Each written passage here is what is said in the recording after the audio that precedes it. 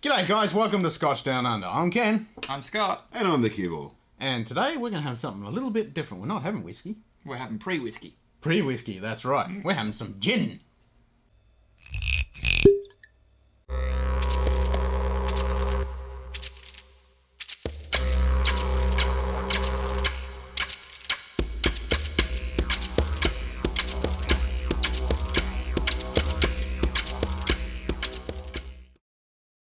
So why do we call it pre-whiskey? Well, pretty much once whiskey distillery gets set up, there's a lot of downtime where you're waiting for whiskies to barrel age and everything like that. So I'm fairly sure the gin spirit is pretty much the same as whiskey spirit, and they'll just pull some of it aside, chuck botanicals in it, and they can sell that to make revenue while they wait for their whiskey to age. Yep. Now there are different types of gin. So you've got gin that's actually done from a distillery and then it's actually redone with botanicals. Got stuff that's infused. Then you've got London gin. From what I'm aware, to be called gin, it has to use juniper of some percentage. I'm not sure on the exact percentage. Yeah, I think you're right on that one, actually. You can't call it gin if it doesn't have juniper in it. Yeah. And there's two ways that they do the botanicals. I'm not sure exactly where it goes in, but basically at some point between the actual, during the evaporation, it passes through either a canister or, where all the botanicals are held. And the other way is that they literally make the equivalent of a giant tea bag. Mm-hmm. Yeah, and then and basically just stick it in there, and that's how it infuses the flavour. Yeah, and some gins are actually, they've already distilled the alcohol and they re-still it with the botanicals. Yes. So this one is actually a local distillery to us. Yeah. Made by these guys. Yeah, a legal tender. But I'm not entirely too sure of this, but I'm fairly sure the reason they make it under a different name and possibly license is because of the Australian rum laws, that they're not allowed to use the name and the stills that they use to make their rums with it. So that's why they had to release it under stable views instead of a legal tender. There you go. I'm fairly sure. Yeah, just to clarify the local aspect, these guys are literally, 80 k's down the road from us. Yeah. Yes. Yeah. So yeah, very, very local, and they're fantastic in that they're using real Australian flavours. Yep. So they've been bringing out their rums for a couple of years now. I'm just going to leave that there. And then this year, they brought out the Stable Views gin. Yeah, 5-6 years. About think that, so, yeah. Yeah, about that. So yeah, and they're doing great stuff. Yeah, they're winning lots of awards and stuff. Mucho Grande awards. Yeah, yeah. As you can see, this bottle is a little bit Evaporated. because I bought this for my missus and she quite often grabs this and has a couple of gin and tonics. She quite enjoys it. I've had a little taste, and some of the gin and tonics she's mixing with it are actually quite tasty. I mean, I don't buy gin very often myself, but it's nice, mid-session to actually have a G&T as a bit of a palate cleanser and freshener. Yep. And there's one that we kind of particularly like. The Botanist. Yeah. So that's made by Brook Lady, and it is great stuff. I love the labelling. Oh yeah, we need to talk about it. Very cool. It's very cool labelling. Well, it's your classic black and gold. Yep, and then you've got these lovely horses on there, and it almost looks like the label's a bit of what's that word? Slate, and then it's Carved. Oh, drawn like in. a scratch board. Yeah, Sort of thing. yep, almost like a blackboard. Yeah, it's very nice looking. 40% ABV, and it does actually say on here, very small writing. You've got glasses on. Mm-hmm.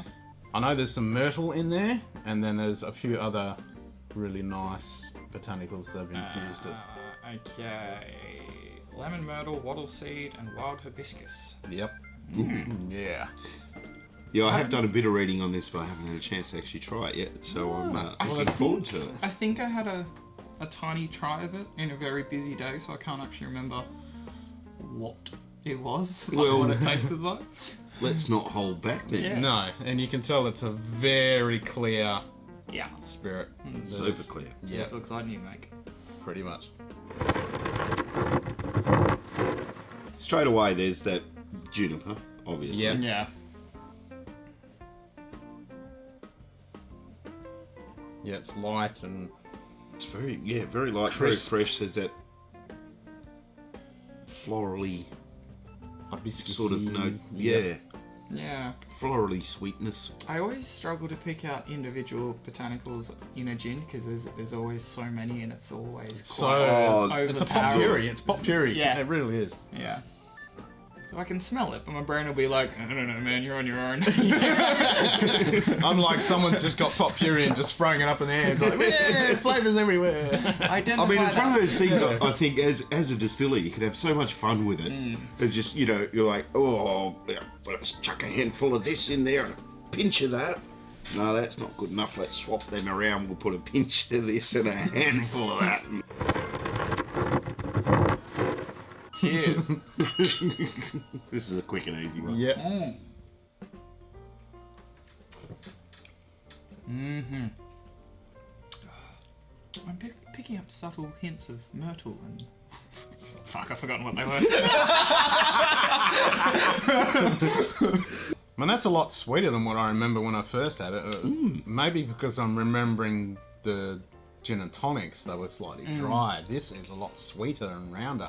It's still quite subtle, the sweetness. And Yeah. for being a straight gin, it's very smooth. Oh yeah. Like, very smooth. That was the first thing. Was just shit. That's smooth. Yeah, Yeah. you can literally drink this neat. A lot of gins I struggle to drink neat. Yep. Except the botanist. Yeah. Yeah. It's essentially Scotch. Pretty much. It just hasn't been It's matured. spiced Scotch. Yep. Without the oak. Spiced new make. Yeah. To be more accurate, yeah. Because you can't call it Scotch, hasn't been an oak. Oh, yeah, true. Yeah. I'm going to add some water. Yeah, I reckon opening it up a little bit will do a little bit of justice to it. Yeah. Colour hasn't Standard changed. dose. No cloudiness. No cloudiness. It's safe to say it's non-coloured. Is it chill Maybe. filled? I'm getting more of that myrtle. Yeah, more than anything, that seems to have just really tamed the juniper and brought that floraliness. Yeah. That's really nice. Yeah, is. that is. That tiny bit of water has made it even more smoother. That's drinking better than a lot of high-end scotches that I've been drinking lately. Mine's gone. Yeah, mine's gonna disappear pretty Mine's quick. not far behind. Yeah. So it's a 500 ml. 500ml bottle.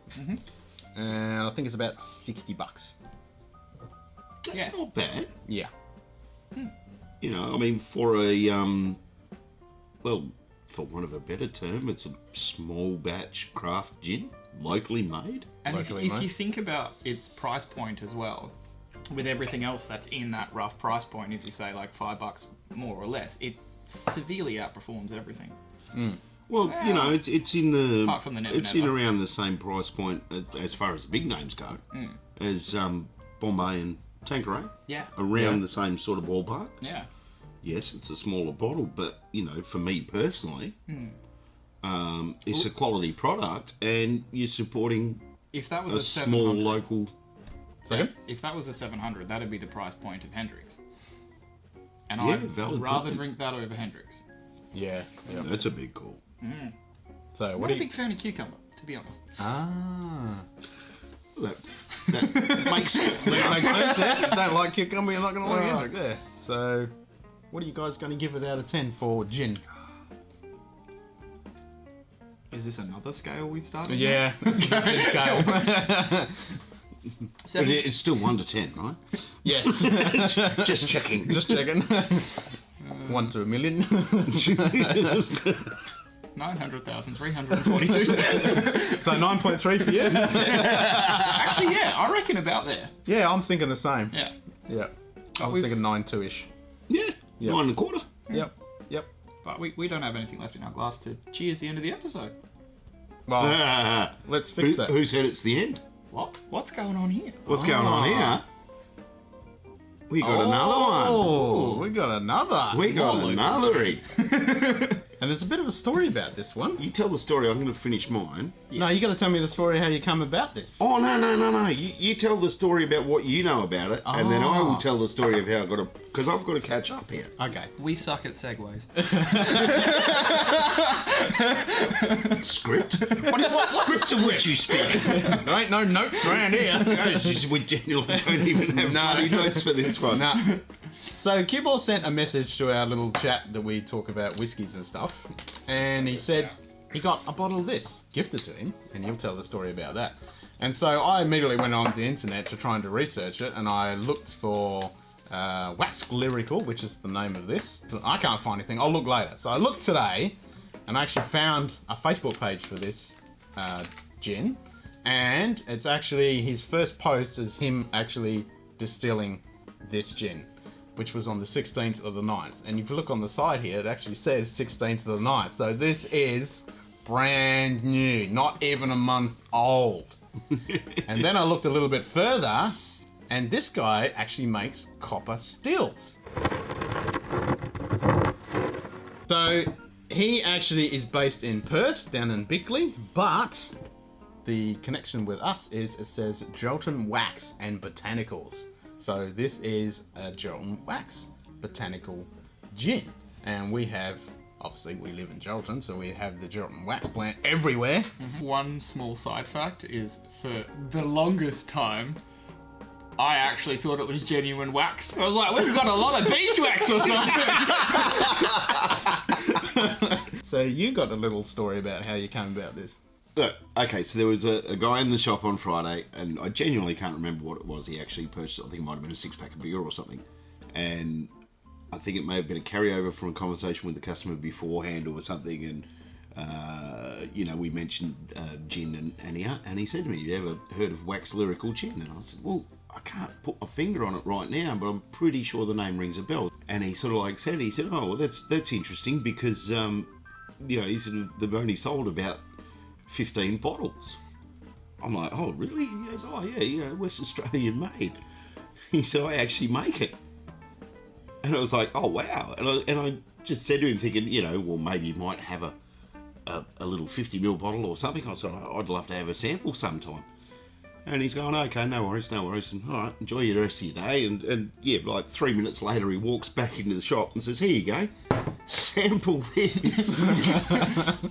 And then the coincidence of him actually randomly giving it to a guy in a bottle shop that said, "I'd like to sample your product," and actually that person being me. Mm-hmm.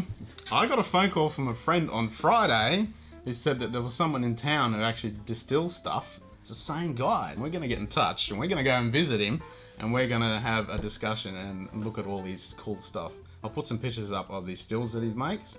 They're stunning. So I'm really excited to see what he's actually producing. As the second he put it down in front of me, I took one look and I said to myself, "That's a stunning presentation." Yep. I mean, you've got these beautiful coppery gold highlights the whole way around. Nice white label, black text. Yep. Just really, really interesting, the composition of it. So basically, what did you say? So on a comment he put about the label on his Facebook page, he said this label is pretty much a combination of the wattle plant, so the dot bits of the goldy bronze part are the wattle, and the rest of it is the copper stills. Yeah, so it's super cool. It looks fantastic. And it's got a cork stopper. And it's a cork stopper. Nice. I did say to the guys while we were sort of discussing this before we started rolling that I was perhaps a little reluctant to open this with the knowledge that it is actually the first batch and everything. Yep. But it's still a case of, look, this guy has randomly given me a bottle. At that point, I believe that he had no knowledge that I was involved in the show or anything. So I thought to myself, just straight up, what a wonderful opportunity to actually support someone small and local, less than 500 Ks from us sort of thing. Yeah, and less than a month it's even been around. And for those of you in the States, 500 Ks is just up the road. Yeah. Yep. Yeah. Yeah, just a lazy, 5 or 6 hour drive because you got to, go through the city and all that sort of crap. Just got to go pick up a couch. I'll be back in 10 hours. So this is another real nice clear spirit. Yeah. Jeez. It is 45% ABV. Yeah, so it's a little... Yeah, I know. That's amazing. Oh, now the juniper is not as dominant, No. but there's that beautiful floral note coming through. I almost don't want to drink it because it smells amazing. This is really light on the nose, isn't it? Oh, wow. Yeah, that juniper's like on the surrounding corners. You get that kind of like sweet, musky kind of... Like must stick lollies. That's what I'm Yeah, getting. yeah. Yeah, but there's still that... There's that element of the Aussie bush about it as well. There's a slight amount of wet dog as well. Yeah, I was getting that kind of that new make spirit coming through, but it's really subtle. Well, I'm going in. Yep, cheers. You can't even hold back.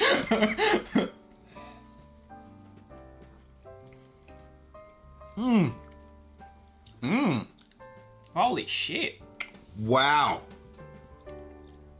Whoa. Can I just have a look at that bottle? Oh, See you, wow, boys. that's different. I don't think so. Wow. That is Far out. fantastic. That is ridiculously good. Oh, That it's is just different. I can't get enough of the nose on it. Just that floral those floral notes just punching through. And like you say, that Aussie bush, it's not a spice, it's just that remnant of the It's earth. it's very the- sweet too. It's Yeah. like, but it's not like overpowering sweet. It's perfect sweetness for it to be drunk straight. Like the nose for me is like, okay, you're belting down the highway, and let's face it, you're busting for a slash. It's been raining. You pull over. You go behind a wattle tree. Avoid a brown snake. Watch out for the redbacks. and drop bears. And that's that smell. Yeah. Yeah. Just Like fresh rain on the bush. Yeah. fresh rain in the bush. Yeah. And it's unless you've experienced it, it's not something you can describe. No, that totally it is. And it it really carries through on the palate as well. There's Like, like there's a It slight genuinely- earthy element there. yeah. it genuinely smells like a lamington to me. Aussie bush lamington. Yeah. So like one of Like those. I'm not getting any coconut from it. No, I'm not Scotty. getting any not coconut. coconut, but like when you open up a fresh box of lamingtons, there's that kind of smell that's not coconut, but it's like the cake and the cake and the chocolate, it's and just everything- all together, but just super subtle. Well, Yeah, this that's what I'm reminds me getting. of those little, like you have a little cake stand at a small town out in the bush somewhere. So you're getting that lamington. that's I been- guess great Auntie Flo's sponge cake almost. yeah, out in a next little to a small. vanilla slice.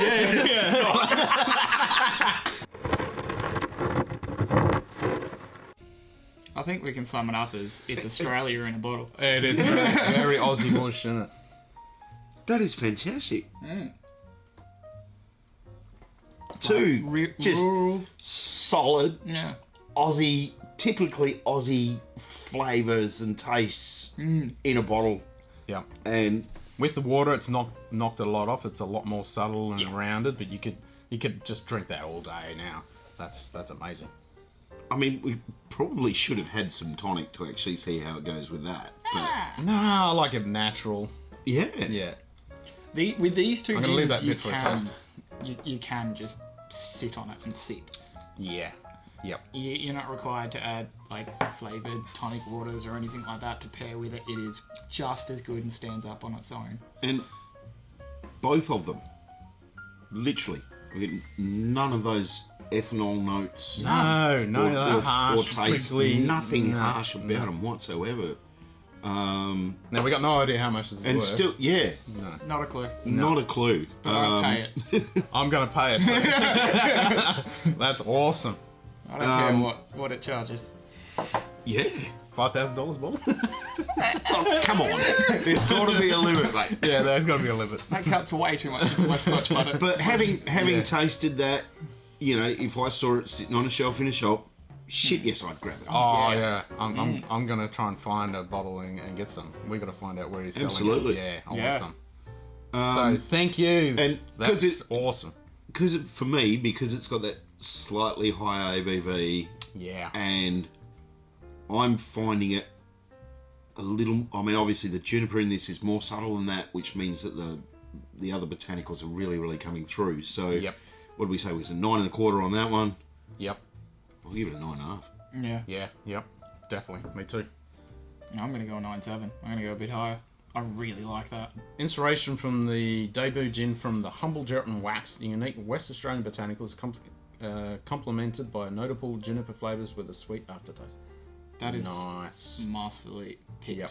Like, Crafted signature copper stills in the heart of Bickley, WA. And that's to be honest, I mean, let's face it, I really should, because it is a phrase that I use quite often. You know, what did the boys get up to the other night? Oh, we sat around, had a few bevies and waxed lyrical. You know, yeah. it is a phrase that I It's an genuinely iconic use name. a lot. Yeah. And yeah, so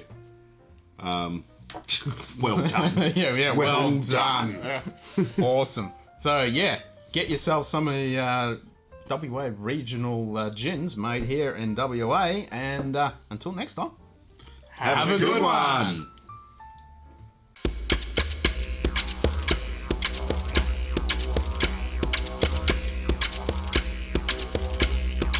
and then when I ran into him, Are you feeling a little left out? yeah, fuck yous both.